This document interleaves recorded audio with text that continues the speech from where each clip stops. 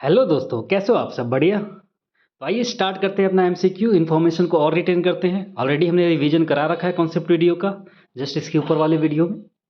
अब हम इन्फॉर्मेशन को और रिटेन करेंगे, सबकॉन्शियस माइंड में डालेंगे सर, रटा देंगे सर आपको इन्फॉर्मेशन को, ताकि एग्जाम में देखे तो टिक मार के आगे बढ़ना है और टाइम सेव करना है एक्स्ट्रा मार्क्स लाने के लिए। टाइम मैनेजमेंट करना है सर, कॉन्फिडेंस बूस्ट करना है सर, एग्जाम में पैनिकनेस नहीं आना चाहिए सर। चाहे क्वेश्चन नोन हो अननोन हो, सॉल्व करना है सर क्वेश्चन को, आंसर तक पहुंचना है। This is our purpose. Eliminate करो जैसे भी करो, वो माइंडसेट डेवलप करना है कि आंसर तक आप पहुंच पाए। तो चलिए स्टार्ट करते हैं क्वेश्चन 1 से। आप पार्टिसिपेट करिए, यहीं पे ब्रेनस्टॉर्म करेंगे तभी एग्जाम में दिमाग काम करेगा। कमेंट सेक्शन में आंसर दीजिए सर। पहला क्वेश्चन है sir, soil science primarily helps an agronomist to understand what? Profit and loss statement, weather conditions, soil physical chemical and biological properties, biochemical reactions. बताइए सर आंसर क्या होगा sir?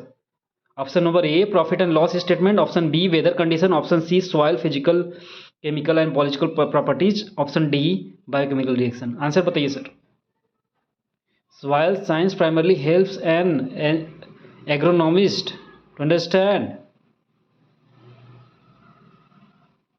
क्या होगा बताइए? सॉइल की बात हो रही है सर। ऑप्शन देखिए sir, profit loss statement, weather condition, biochemical reaction. सबसे क्लोज ऑप्शन क्या लग रहा है सर? Soil physical chemical. इसमें वर्ड है सर, कीवर्ड्स कॉमन है सर। सॉयल साइंस की बात कर रहा था, सॉयल के बारे में बात होगी ना सर, वेदर कंडीशन की बात थोड़ी ना होगी, बायोकेमिकल रिएक्शन की बात थोड़ी ना होगी सर। सॉयल सबसे सूटेबल ऑप्शन है, इसके साथ हम जाएंगे और यही आंसर सही है सर। होप आप कॉमन सेंस लगा के भी ऑप्शन कमेंट सेक्शन में मार्क किया होगा सर, लिखा होगा सर। आइए चलते हैं सर क्वेश्चन नंबर 2 पे। आंसर दीजिए कमेंट सेक्शन में। प्लांट के इंटरनल प्रोसेस जैसे रेस्पिरेशन, फोटोसिंथेसिस का स्टडी किस ब्रांच में होता है?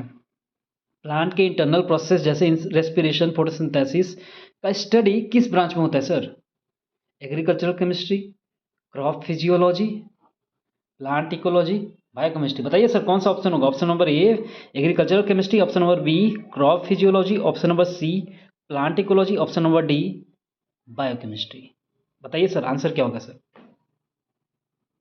प्लांट के इंटरनल प्रोसेसेस जैसे रेस्पिरेशन, फोटोसिंथेसिस का स्टडी किस ब्रांच में होता है सर? सर क्रॉप फिजियोलॉजी में होता है सर, क्रॉप फिजियोलॉजी में होता है। बताया था आपको। होप आप गलत नहीं कर किए होंगे। अगर गलत किए भी होंगे तो सीखेंगे, लॉन्ग टर्म मेमोरी में चला जाएगा वो इन्फॉर्मेशन। जब मैं सही बताऊंगा तो आपको याद रहेगा हमेशा के लिए, आप मिस्टेक नहीं करोगे वो एग्जाम के लिए। इसीलिए मैं कहता हूँ सर पार्टिसिपेट करिए, कमेंट सेक्शन में आंसर दीजिए। आइए क्वेश्चन नंबर 3 का आंसर दीजिए सर कमेंट सेक्शन में। Agricultural chemistry helps in understanding what? Crop weather interaction, chemical composition and reaction of crop inputs, market prices, enzyme activities in crops. बताइए sir answer क्या होगा sir? बताइए जल्दी बताइए। Plant agricultural chemistry helps in understanding what? Option number A crop and weather interaction, option number B chemical composition and reactions of crop inputs, option number C market price, option number D enzyme activities in crop. Market price हटा दो sir, market price हटा दो, और मतलब सी हो गया, option हट गया। ये ऑप्शन को हटा दो सर, क्रॉप वेदर इंटरेक्शन भी हटा दो। आप थोड़ा इसमें कंफ्यूज हो सकते हो सर।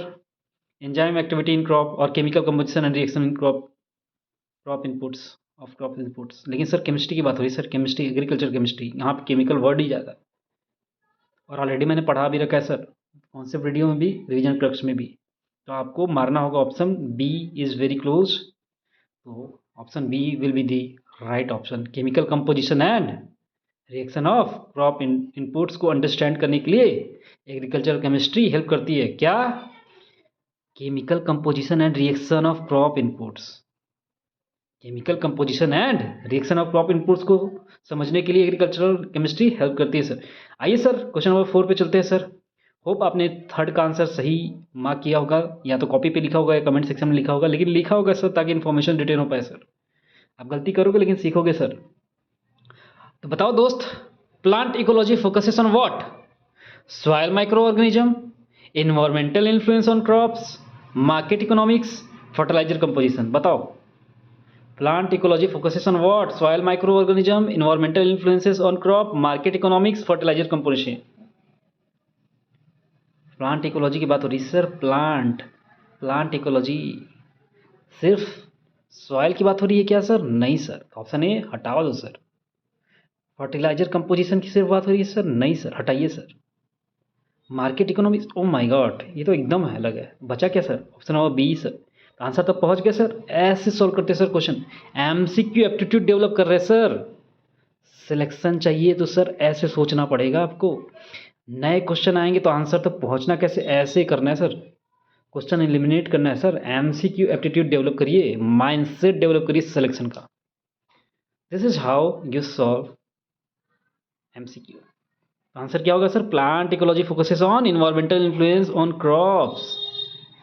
अब आइए सर क्वेश्चन नंबर 5 पे चलते हैं सर। आंसर दीजिए इसका कमेंट सेक्शन में। फार्मिंग का कॉस्ट बेनिफिट एनालिसिस किस साइंस का पार्ट है? फार्मिंग का cost benefit analysis, cost benefit की बात हो रही है सर, पैसे की लेन देन सर, फायदा नुकसान। सॉइल साइंस में बात करोगे सर, बायोकेमिस्ट्री में बात करोगे, प्लांट इकोलॉजी में, सारे ऑप्शन सर बकवास है सर। सीधा इकोनॉमिक्स सर, ये कॉमन सेंस छठवीं का बच्चा भी मारेगा सर। इकोनॉमिक्स जो पढ़ा होगा बेसिकली, मैं उनकी बात कर रहा हूँ। ठीक है, होप आपने सही आंसर समझा और सोचा होगा, दिमाग में वही चीज़ें ब्रेन स्टॉर्म किया होगा तो आया होगा। इतना तो कॉमन सेंस होना चाहिए सर, इकोनॉमिक्स ऑप्शन हो ये आना चाहिए आपके माइंड में, इसका आंसर इकोनॉमिक्स होगा। तो ठीक है सर, अगर चीज़ें काम की लगी हों, जेन्युइन लगी हों, 1% भी एक बार भी जेन्युइन बात लगी हो सर, तो वीडियो को लाइक करिए सर, चैनल को सब्सक्राइब करिए, और पॉसिबल हो तो शेयर करिए। अगर पॉसिबल हो तो शेयर करिए अपने उन जेन्युइन दोस्तों को जो सीरियस है सर, जो सिलेक्शन चाहते हैं सर, जो इन्फॉर्मेशन को रिटेन करना चाहते हैं सर, जो चाहते हैं कि हमें रटा दिया जाए सर, रिवीजन भी करा दिया जाए सर, बोरियत को दूर करिए सर। मैं वही करने की कोशिश कर रहा हूँ सर, आपको इंटरटेनमेंट के माध्यम से सर, बिल्कुल बच्चों की तरह, बिल्कुल दोस्त की तरह आपको पढ़ाने की कोशिश की जा रही है। इन्फॉर्मेशन आपके माइंड में डालने की कोशिश की जा रही है, सबकॉन्शियस माइंड में ये चली जाए sir. I am trying that sir. Story के माध्यम से आपको पढ़ाया जा रहा है यहाँ पे, बिल्कुल साइंटिफिक वे में। पहले आपको पढ़ाया जाता है सर, कॉन्सेप्ट दिया जाता है सर, फिर उसके बाद एक revision video, and then MCQ. This is scientific way of studying. आप इन्फॉर्मेशन को रिटेन करिए, फिर आगे बढ़िए सर, नहीं कि बिंज वॉचिंग करते रहना, पढ़ते रहना है मल्टीपल सोर्सेज से, और रिवाइज कभी किए ही नहीं। फिर एग्जाम में क्या करोगे? पैनिक करोगे सर। एग्जाम से पहले बर्डन आने लगेगा, कैसे रिवाइज करूँ, इतना पढ़ लिया अब क्या करूँ, डरोगे सर। वो एंजाइटी, वो स्ट्रेस, वो टेंशन नहीं लाने देना है सर, कॉन्फिडेंस बढ़ाना है सर। कम पढ़ो लेकिन उसे रिटेन करो सर, फिर आगे बढ़ो सर। कम पढ़ो, रिवाइज करो। इसीलिए मैं कहता हूँ revise revise revise, practice practice practice, बार बार इसीलिए कहता हूँ सर। तो सिलेक्शन चाहिए सर, तो प्लीज़ एटलीस्ट ये माइंडसेट डेवलप कर लो सर, अपने से कर लो सर। ठीक है, मैं ज़्यादा नहीं बोलूँगा।